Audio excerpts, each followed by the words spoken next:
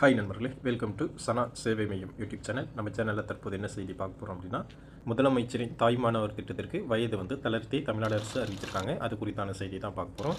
அதுக்கு முன்னாடி நம்ம சேனலில் சப்ஸ்கிரைப் பண்ணாதவங்க சப்ஸ்கிரைப் பண்ணிக்கங்க. முதியோரும் மாற்றுத்திறனாளிகளும் தங்கள் வீடுகளை விட்டு வெளியே செல்லாமல் ரேஷன் பொருட்களை பெறும் வகையில் முதலமைச்சரின் தாய்மானவர் திட்டம் கடந்த ஆகஸ்ட் 12ஆம் தேதி தொடங்கி வச்சுருந்தாங்க. தமிழ்நாடு அரசு தொடங்கிச்சு. தமிழ்நாடு இதன் மூலம் 70 வயதுக்கு மேற்பட்ட முதியோர் மற்றும் மாற்றுத்திறனாளிகள் அரிசி, சர்க்கரை உள்ளிட்ட ரேஷன் பொருட்களை தங்களது வீடுகளிலேயே பெறுறாங்க.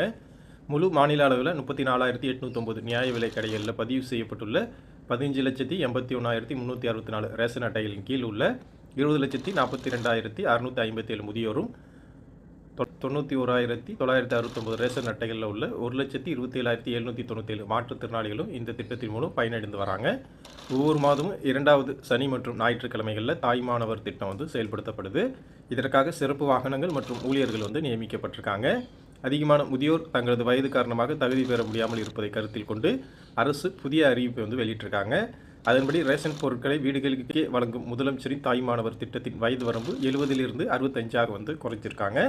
இதன் மூலம் கூடுதல் ஆயிரக்கணக்கான முதியோர் இனிமேல் வீட்டில் இருந்துகிட்டே ரேஷன் பொருட்களை பெற முடியும். பொதுமக்களின் வாழ்க்கையை எளிதாக்கும் நோக்கத்துடன் அரசு இந்த திட்டத்தை மேலும் பல மாவட்டங்களில் விரிவாக்க திட்டமிட்டிருக்காங்க. திட்டம் குறித்தான அறிவிப்பு இதுதான். இது 65 வயசுக்கு மேற்பட்ட முதியோர்களும் மாற்றுத்திறனாளிகளும் இந்த திட்டத்தில் பயன்பெற்றிருக்குங்க.